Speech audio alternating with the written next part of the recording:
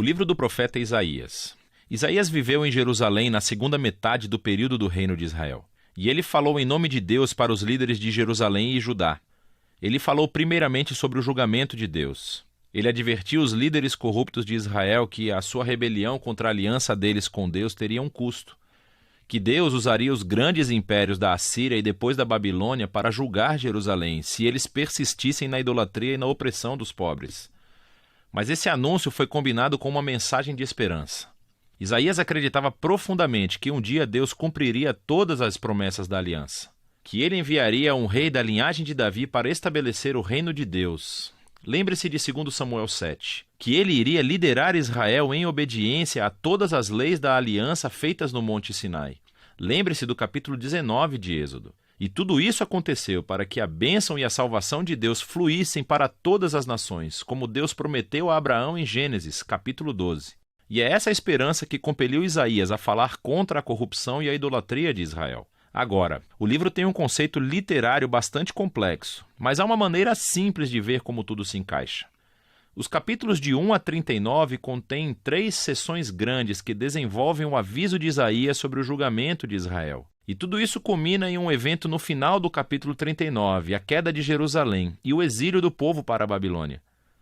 Mas nos capítulos 1 a 39, há também uma mensagem de esperança de que, após o exílio, as promessas da aliança de Deus seriam cumpridas. E os capítulos 40 a 66 retomam a promessa de esperança e a desenvolvem ainda mais.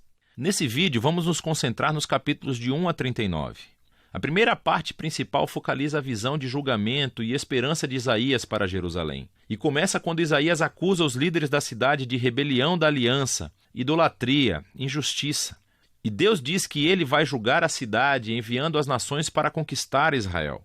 Isaías diz que isso será como um fogo purificador, que queima tudo o que é inútil em Israel, a fim de criar uma nova Jerusalém, que é povoada por um remanescente que se arrependeu e se voltou para Deus.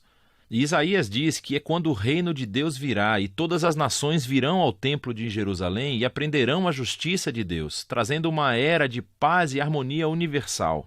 Agora, esse é o enredo básico do antigo julgamento purificador de Jerusalém na Nova Jerusalém. Isso será repetido várias vezes ao longo do livro, sendo preenchido com detalhes cada vez maiores. Assim, no centro dessa seção está a grande visão de Deus sentado em seu trono, no templo. E ele está cercado por essas criaturas celestiais que estão gritando que Deus é santo, santo, santo. Isaías percebe de repente o quão corrupto ele e o seu povo Israel são.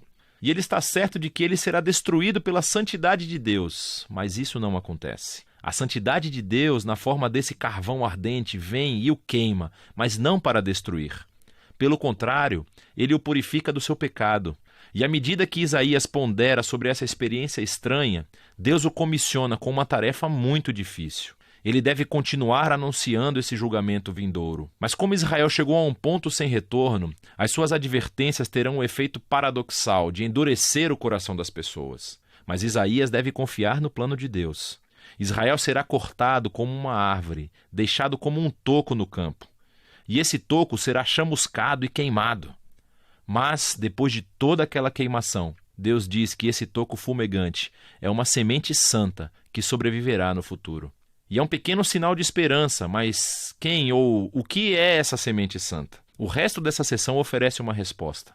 Isaías confronta Acás, descendente de Davi e rei de Jerusalém, e anuncia a sua queda.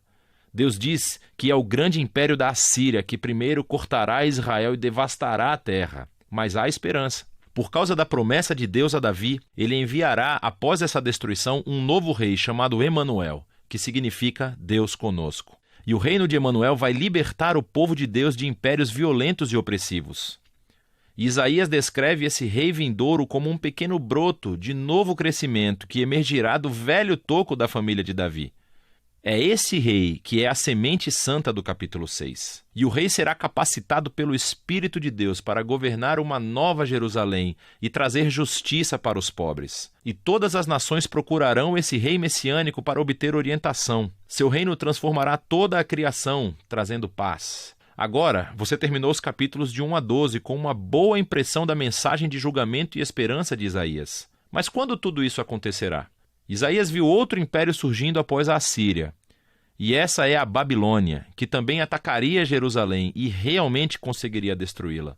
E isso nos leva às próximas sessões do livro. Então, primeiro temos uma grande coleção de poemas que exploram o julgamento e a esperança de Deus para as nações. Aprendemos, em primeiro lugar, sobre a queda da Babilônia e dos vizinhos de Israel. Isaías viu que o poder mundial da Síria seria um dia substituído pelo Império da Babilônia, uma nação ainda mais destrutiva e arrogante.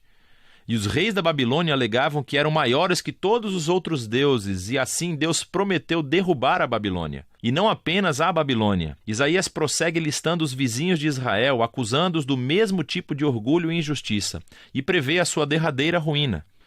Mas lembre-se que, para Isaías, o julgamento de Deus nunca é a palavra final para Israel ou para as nações. E isso leva à próxima sessão, com uma série de poemas que contam uma história de duas cidades. Há a cidade arrogante, que se exaltou acima de Deus e se tornou corrupta e injusta. Essa cidade é um arquétipo da humanidade rebelde, e é descrita com uma linguagem emprestada das descrições anteriores de Isaías sobre Jerusalém, Assíria e Babilônia, todas juntas. Essa cidade está destinada à ruína, e um dia ela será substituída pela nova Jerusalém, onde Deus reina sobre uma humanidade redimida de todas as nações, e não há mais morte ou sofrimento. Esses capítulos são o clímax dessa sessão e mostram como a mensagem de Isaías apontava para muito além do seu próprio dia. Foi uma mensagem para todos os que estão esperando por Deus para trazer a sua justiça sobre reinos violentos e opressivos, e trazer seu reino de justiça e paz e cura em amor. A sessão seguinte retorna o foco para a ascensão e queda de Jerusalém. E primeiro, encontramos um monte de poemas onde Isaías acusa os líderes de Jerusalém de se voltarem para o Egito em busca de proteção militar contra a Síria. Ele sabe que isso vai sair pela culatra, e Isaías diz que somente a confiança em seu Deus e o arrependimento podem salvar Israel agora, o que é ilustrado pela seguinte história sobre a ascensão de Ezequias, o rei de Jerusalém. Assim como Isaías previu, os exércitos assírios vêm e tentam atacar a cidade. E então Ezequias se humilha diante de Deus e ora pela libertação divina, e a cidade é miraculosamente salva da noite para o dia. Mas a ascensão de Ezequias é imediatamente seguida pela sua queda. Então ele hospeda uma delegação da Babilônia e tenta impressioná-los mostrando tudo no tesouro e no templo e os palácios de Jerusalém. É claramente um esforço para fazer outra aliança política para obter sua proteção. Isaías ouve sobre isso e ele confronta Ezequias por sua loucura. E ele prevê que esse aliado um dia o trairá e retornará como inimigo para conquistar Jerusalém. E sabemos em 2 Reis, capítulos 24 e 25, que Isaías estava certo. Mais de 100 anos depois, a Babilônia se voltaria contra Jerusalém, viria e destruiria a cidade, seu templo, e levaria os israelitas para o exílio na Babilônia. E assim, todas as advertências de Isaías sobre o julgamento divino dos capítulos de 1 a 39 levam a esse momento. Ele mostrou ser um verdadeiro profeta, porque tudo aconteceu como ele disse. Mas lembre-se, o propósito do julgamento de Deus era purificar Jerusalém e trazer a semente santa e o reino messiânico sobre todas as nações. E é essa a esperança que é explorada na próxima parte do livro. Mas por enquanto, é disso que se tratam os capítulos de 1 a 39 de Isaías.